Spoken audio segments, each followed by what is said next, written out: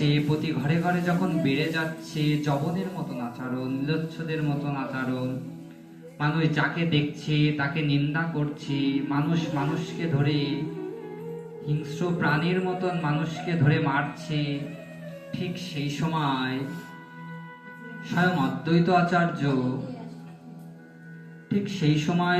অদ্বৈত আচার্য চিন্তা করলেন যে এই এখনই গৌরকে নামিয়ে আনতে হবে। তাহলে এখন গৌরকে নামিয়ে আনতে হবে, এই হচ্ছে সময়। চারিদিকে মিলোচ্ছদের মতন আচরণ বেড়ে যাচ্ছে, যবনের মতন আচরণ করছে মানুষ। এখন যদি এই ধরাধামে এই সময় যদি এখন গৌর না আসে, তাহলে এই কলিযুগের শুরুতেই কলিযুগের ধ্বংস হয়ে যাবে। তাহলে এখন গৌরকে নামিয়ে আনতে হবে। তাই গৌরকে নামিয়ে নিয়ে এসেছিল কে জানো? এই গৌরকে নামিয়ে নিয়ে এসেছিল স্বয়ং অদ্বৈত আচার্য। এখন অদ্বৈত আচার্য যখন গৌরকে নামিয়ে নিয়ে এসেছে, গৌরকে নামানোর আগে অদ্বৈত আচার্য কিভাবে কি দিয়ে গৌরকে নামিয়ে নিয়ে আসলো? এই যে একটা শ্লোক, কি তুলসী দল মাত্রেন চলচ্ছে চুলুকে নামা বিকৃন্তে আত্মমানম ভক্তে প্রিয় ভক্ত বাচ্চাল। কি বলছে দেখুন, যে ব্যক্তি প্রতিদিন এক গণ্ডূষ জল এবং একটি তুলসী পত্র ভগবানের চরণে ভক্তি সহকারে অর্পণ করে, ভগবান তার কাছে বিক্রি হয়ে যায়। এই শ্লোকটা দেখে অদ্বৈত আচার্য চিন্তা করলেন, তাহলে গৌরকে নামিয়ে আনা এই হচ্ছে উপায়, এই হচ্ছে তার পথ। তাহলে এই তুলসী পত্র দিয়ে আর এই এক গণ্ডূষ জল দিয়ে আমি গৌরকে কলিযুগে নামিয়ে নিয়ে আসব। দেখুন, ভগবান এই জগৎ সংসারে ভগবানকে কেনার মতন সামর্থ্য আমাদের আছে? নাই। এই যে এত অর্থ সম্পদ, টাকা পয়সা, কোনো কিছু দিয়ে ভগবানকে কেনা যায় গো? ভগবানকে কেনা যায় না। কিন্তু ভাগবতে বলছে যে ভগবানকে কেনা যায়। ভগবানকে জগতের জাগতিক সংসারে যেসব জিনিসপত্র আছে, এই জাগতিক জগতে যে ধরনের জিনিসপত্র আছে, এই সমস্ত জিনিস দিয়ে ভগবানকে কেনা যায় না। ভগবানকে কিনতে গেলে ভক্তির প্রয়োজন, শ্রদ্ধার প্রয়োজন। আর ভগবান অর্থের কাছে বিক্রি হয় না। ভগবান বিক্রি হয় কিসের দ্বারা জানো? একমাত্র এই তুলসী পত্রের দ্বারা ভগবান বিক্রি হয়ে যায়।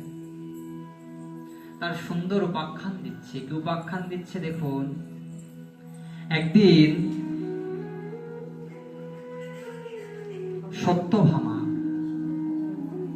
সত্যভামার মনে খুব অহংকার হয়েছে যে এ জগৎ সংসারে ভগবান কৃষ্ণকে আমি যেমন ভালোবাসি এমন ভালো আর কেউ বাসে না।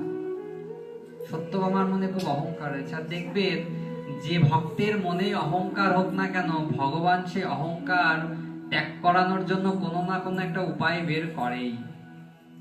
তা ঠিক সত্যভামার মনেও ঠিক তেমন অহংকার রয়েছে যে আমার জগদধিপতি জগদীশ কৃষ্ণ, দ্বারকাধীশ কৃষ্ণ আমাকে যেমন ভালোবাসে, জগৎ সংসারে এমন ভালো আর বুঝি কাউকে বাসে না। তার মনে অহংকার হয়েছে। যখন তার মনে অহংকার হয়েছে, তখন ভগবান কি করলেন? ভগবান নারদ মুনিকে স্মরণ করলেন। নারদ মুনিকে স্মরণ করে সত্যভামার কাছে পাঠালেন। এখন নারদ মুনি সত্যভামার কাছে এসেছে। এসে সত্যভামার কাছে এসে দাঁড়িয়েছে। যখন সত্যভামা বলছে, কি হয়েছে, আপনি কেন এসেছেন? আপনার বলছে, আজকে আমার মনটা খুব ভালো আছে, তা তুমি আমার কাছে যে বর চাইবে আমি তোমাকে সেই বর দান করব। সত্যভামাকে এই কথা সত্যভামা নারদ মুনিকে বলছে। যখন এসে দাঁড়িয়েছে অতিথি নারায়ণ, বলছে, আচ্ছা আমি যা চাইবো তাই দিবে তো? বলছে, হ্যাঁ। বলছে, তাহলে তোমার যে জগতে প্রিয়, তোমার যে প্রিয় জগদীশ, এই দ্বারকাধীশ কৃষ্ণকে আমাকে দান করে দাও। বলছে, আচ্ছা ঠিক আছে, আমি কৃষ্ণকে তোমাকে দান করে দিলাম। কৃষ্ণকে দান করে দিল। এখন যখন কৃষ্ণ এসেছে, কৃষ্ণকে নিয়ে নারদ মুনি চলে যাচ্ছে। তখন সত্যভামা বলছে, তুমি কৃষ্ণকে নিয়ে যাচ্ছ কেন? বলছে, এই যে তুমি তো দান করে দিলে, এই জন্য আমি নিয়ে যাচ্ছি কৃষ্ণকে। বলছে, আমি দান করে দিয়েছি তাই বলে কি তোমাকে নিয়ে যেতে বলেছি? আমি দান করেছি বলেই কি নিয়ে যেতে হবে? বলছে, না, তুমি দান করে দিয়েছো, এখন কৃষ্ণকে নিয়ে গিয়ে আমি আমার গোয়াল পরিষ্কার করাবো না থালা বাসন মাজাবো সেটা আমার ব্যাপার। বলছে, আমি দান করেও বড় বিপদে পড়ে গেছি। বলছে, আচ্ছা, কৃষ্ণের বদলে অন্য কিছু তুমি নিয়ে যাও, কারণ কৃষ্ণ তো আমাদের জগৎ অধিপতি। কৃষ্ণ জগতে এখান থেকে চলে গেলে আমরা বাঁচতে পারবো না, কৃষ্ণ চলে গেলে। তা তুমি কৃষ্ণর বদলে যদি অন্য কিছু থাকে তাহলে সেটা চাও, আমি তোমাকে সেটা দিব। এই জগৎ সংসারে আমার কোনো কিছুর অর্থের অভাব আছে নাকি? সাক্ষাৎ কৃষ্ণ আমার স্বামী, আমার কোনো কিছুর অর্থের অভাব আছে? তা তোমার যা প্রয়োজন তুমি আমার কাছে চাও, কৃষ্ণের বদলে আমি সেটা তোমাকে দেব। বলছে, আচ্ছা ঠিক আছে, তাহলে একটা উপায়, একটা দাঁড়িপাল্লার এক পাশে তুমি কৃষ্ণকে বসাবে আর আরেক পাশে তুমি সোনা দানা দিবে। ওই কৃষ্ণের সমান যখন হবে ওইগুলো আমাকে দিয়ে দিও, আমি নিয়ে চলে যাব। দাঁড়িপাল্লার এক পাশে ভগবান কৃষ্ণকে বসিয়েছে আর আরেক পাশে সোনা দানা অর্থ সম্পদ। তার পিতা ছিলেন, সত্যভামার পিতা ছিলেন একজন রাজা, সেই রাজা সেখান থেকেও সোনা দানা নিয়ে এসেছে।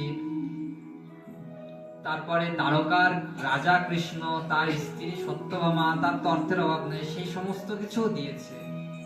কিন্তু কৃষ্ণের সমান যেন হচ্ছে না। যত অর্থ সম্পদ যা ছিল সমস্ত কিছু পাল্লার অন্য পাশে দিয়েছে, কিন্তু কৃষ্ণের সমান যেন হচ্ছে না। যখন কৃষ্ণের সমান হচ্ছে না, সত্যভামা কাঁদতে লেগেছে।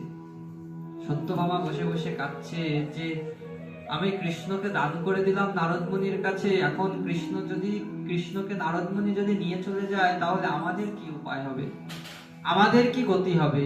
এই কথা ভাবছে আর কাঁদছে। পাশ থেকে ভগবান কৃষ্ণ রুক্মিণীকে ইশারা করলেন।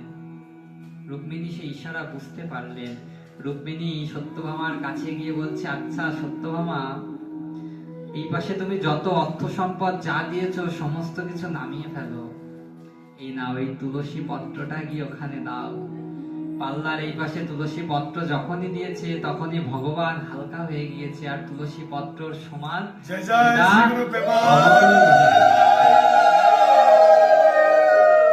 তাই জগৎ সংসারে ভগবানকে একমাত্র তুলসী পত্র দ্বারাই কেনা যায়। ওই তুলসী পত্রের কাছে ভগবান বিক্রি হয়ে যায়। তা ঠিক অদ্বৈত আচার্য ঠিক এই কথা ভাবলেন। এইটা দেখে অদ্বৈত আচার্য বুঝলেন যে তাহলে আজ থেকে ভগবান গৌর সুন্দরকে ধরাধামে এই কলিযুগে নামিয়ে নিয়ে আসার এই হচ্ছে একটা উপায়। সেদিন থেকে অদ্বৈত আচার্য প্রতিদিন তুলসী পত্রে নিজের নয়ন জল মিশ্রণ করে প্রতিদিন গঙ্গা সুরধনী গঙ্গার কূলে দাঁড়িয়ে, নাভি জলে দাঁড়িয়ে প্রতিদিন দান করতেন।